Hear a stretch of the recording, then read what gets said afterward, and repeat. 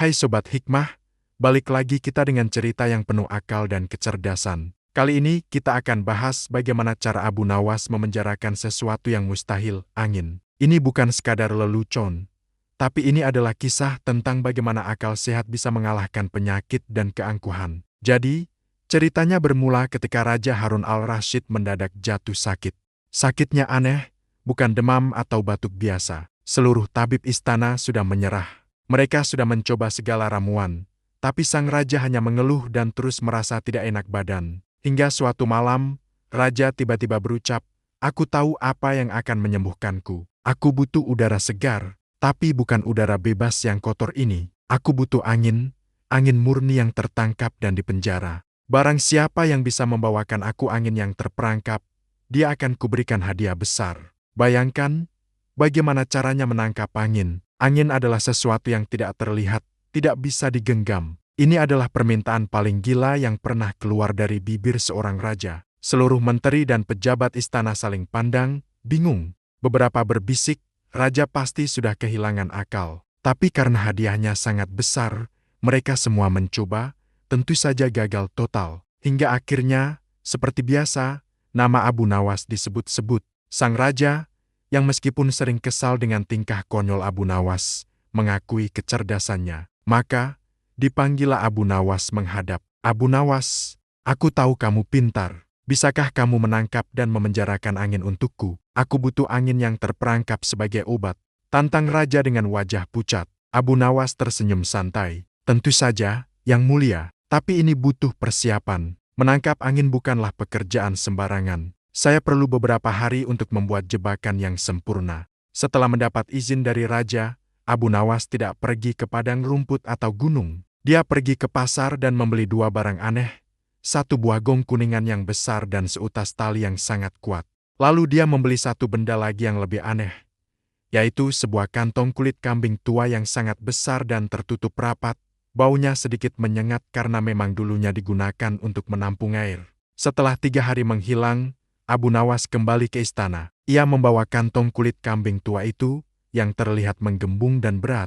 Di baliknya, ia juga membawa gong dan pemukulnya. "Yang Mulia Raja, hamba telah membawa penawar penyakit Anda, angin yang terperangkap," kata Abu Nawas sambil berlutut di hadapan raja. Raja penasaran. "Mana? Tunjukkan padaku. Bagaimana kamu bisa memenjarakannya?" Abu Nawas meletakkan kantong kulit kambing tua itu di lantai. "Angin itu ada di dalam kantong ini, Yang Mulia. Ia tertangkap dan tidak bisa keluar. Tapi ada satu syarat. Agar angin ini bisa menyembuhkan, Yang Mulia harus membukanya sendiri." Raja, meskipun tampak ragu karena bau kantong itu agak aneh, segera mengambil belati kecil dan menusuk kantong tersebut.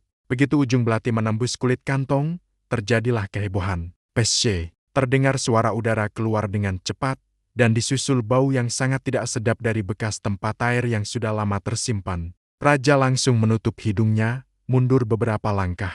"Astaga, bau apa ini? Abu Nawas, bau ini sangat menjijikkan. Ini bukan angin segar," teriak raja, marah. Abu Nawas tetap tenang, bahkan sambil tersenyum lebar. "Sabar, Yang Mulia. Hamba tahu Yang Mulia pasti mencium baunya, bukan?" Raja mengangguk kesal. "Jelas aku menciumnya. Hampir pingsan aku dibuatnya." "Nah," kata Abu Nawas sambil mengambil pemukul gong, "jika Yang Mulia bisa mencium baunya, berarti angin itu sudah keluar, kan? Dan jika angin itu sudah keluar dan Yang Mulia bisa menciumnya, berarti angin itu tadi benar-benar ada di dalam kantong, bukan? Karena ia ada di dalam, berarti ia sudah tertangkap dan terperangkap, dan sekarang sudah bebas untuk menyembuhkan Anda." Raja terdiam. Ia mencoba mencerna logika Abu Nawas yang memusingkan itu. "Tapi baunya tidak enak," protes raja. "Memang, Yang Mulia," jawab Abu Nawas ringan. "Namanya juga angin terperangkap. Ia sudah lama tinggal di dalam benda tua. Angin yang baik dan segar pasti tidak ada baunya,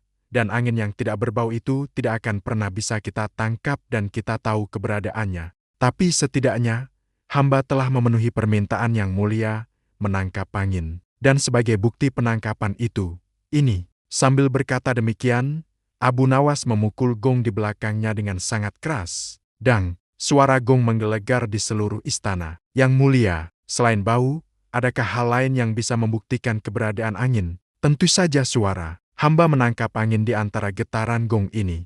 Jadi, selain mencium bukti angin yang terperangkap, Yang Mulia juga mendengar bukti angin yang terperangkap. Raja Harun al-Rasyid akhirnya tertawa terbahak-bahak. Kemarahan raja hilang. Ia sadar telah dipermainkan oleh logika Abu Nawas yang cerdas sekaligus gila. Namun, ia merasa jauh lebih baik.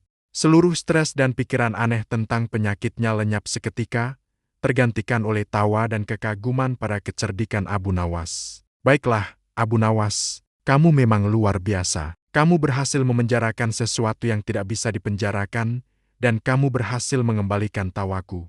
Penyakitku sepertinya memang hanya bisa disembuhkan oleh akal sehat, bukan ramuan, ujar raja sambil memberikan hadiah yang dijanjikan. Kisah ini mengajarkan kita, teman-teman, bahwa terkadang masalah yang terlihat besar dan mustahil dipecahkan bisa diselesaikan dengan sudut pandang yang sedikit berbeda dan tentu saja sedikit humor. Jangan lupa tinggalkan komentar ya, trik gila apa lagi yang harus kita bahas dari Abu Nawas. Sampai jumpa di video selanjutnya.